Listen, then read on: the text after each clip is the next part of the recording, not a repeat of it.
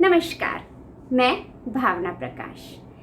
हिंदी पखवाड़े में कुछ न कुछ रोचक करने की चाह में हर साल हिंदी से जुड़ी जानकारियां आपके साथ शेयर करती रही हूँ। इस बार मैं अपनी किसी फ्रेंड के यहाँ गई तो वहाँ बात चल पड़ी हिंदी की एक अनमोल पुस्तक के बारे में। तो सबने यही कहा कि वो इसके बारे में बहुत सुना तो है, उन्होंने जानते हैं, पढ़ना भी चाहते हैं, टेम्पटिंग लगती है, मगर क्या करें, समय नहीं है। तो किसी ने कहा कि उनकी भाषा इतनी अच्छी नहीं है कि वो शुद्ध हिंदी में लिखी इस रचना को बहुत अच्छी तरीके से समझ सके और जल्दी जल्दी फिनिश कर सके।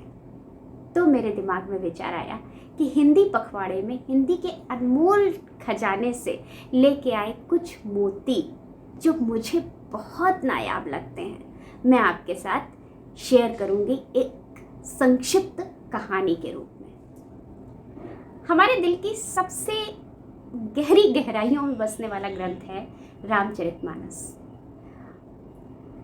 हम सब जानते हैं कि वाल्मीकि ने रामायण लिखी और तुलसीदास ने रामचरितमानस। और रामचरितमानस के जो मेन कैरेक्टर हैं सीताराम जी, वो हम सब के दिलों में हमेशा से बसे हुए हैं। लेकिन आजकल की नई पीढ़ी जो कि साइंस को ज़्यादा मानती है, उसके दिमाग में बहुत सारे क्वेश्चंस आते हैं, प्रश्न आते हैं, जिन्हें अक्सर गलत ढंग से दबा दिया जाता है, जिसकी वजह से वो कंफ्यूज हो जाते हैं कि आखिर सच्चाई क्या है। और इसीलिए वो राम को या सिया राम को, उनके कैरेक्टर को एक मिथ मानने लगते हैं। तो एक राइटर हैं, आप सब ने नाम सुना होगा, पुरस्कृत राइटर हैं नरेंद्र कोहली, जिन्होंने रामायण और महाभारत को एक नए सिरे से लिखा।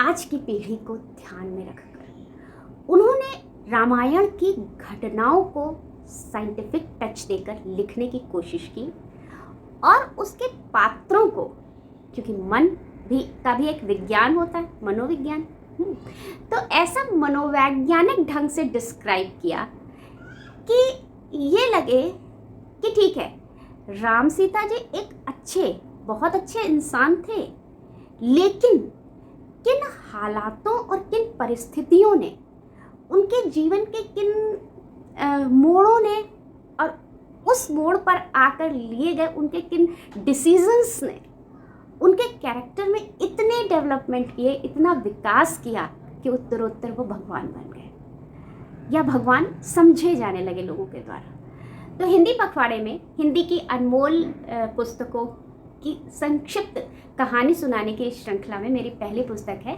नरेंद्र कोहली की रामायण है। उम्मीद है आप इसको इस एहसास के साथ सुनेंगे कि मेरा ये मानना है कि नरेंद्र कोहली के राम भले ही भगवान ना हो, लेकिन एक बार वो जो उनके सिया राम को समझ लेगा ना, उसका मन करेगा कि हे भगवान, काश कि ये लोग कहीं मुझे मिल जाएं और हम उन्हें अपने ज़िंदगी का सबसे अच्छा दोस्त बना लें।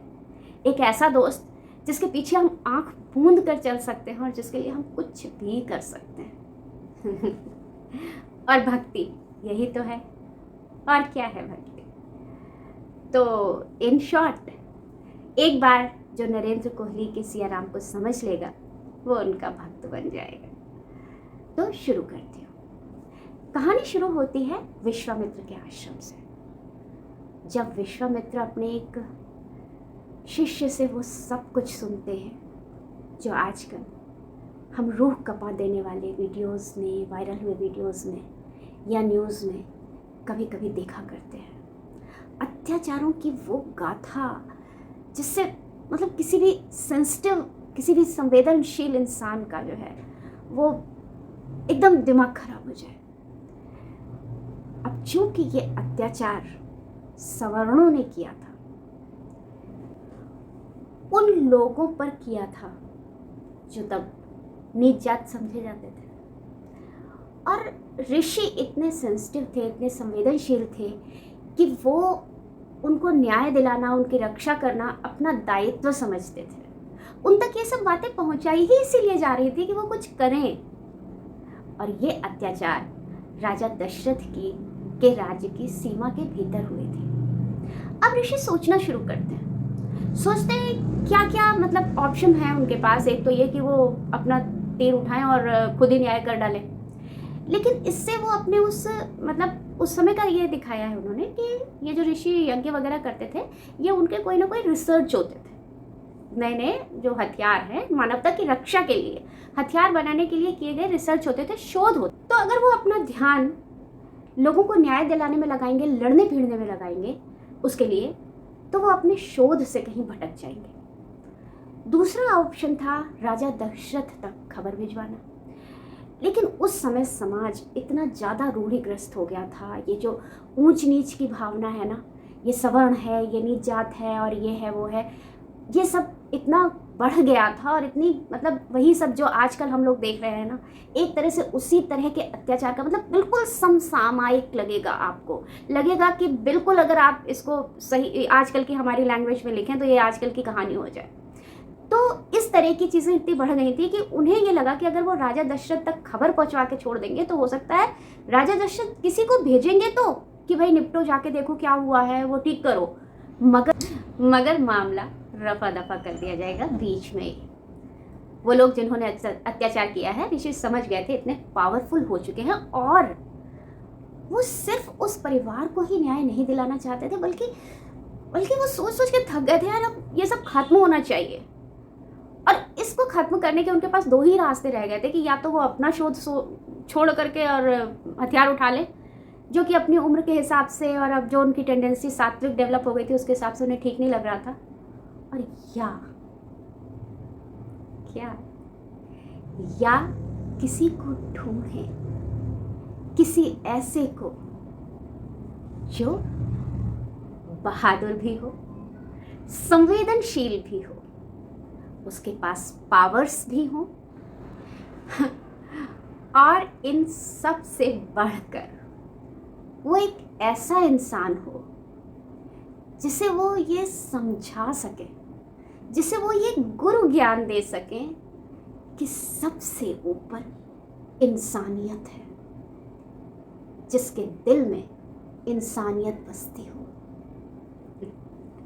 और तब उन्हें ध्यान आता है किसका? ऑब्वियसली राम का।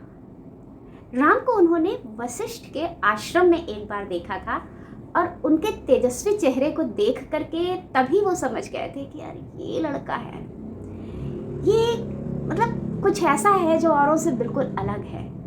इसके व्यवहार में, चलने फिरने, उठने बैठने के ढंग में, बात करने के ढंग में कुछ तो दिव्यता है।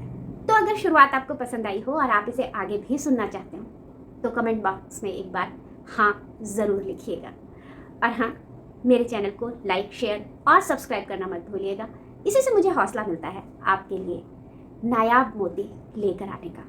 तो कल फिर इसी कहानी के अगले मोड़ के साथ मुलाकात होगी। तब तक के लिए खुश रहें, स्वस्थ रहें, मस्त रहें, और दिल में बसाए रखें अपने सिया राम के आदर्शों को।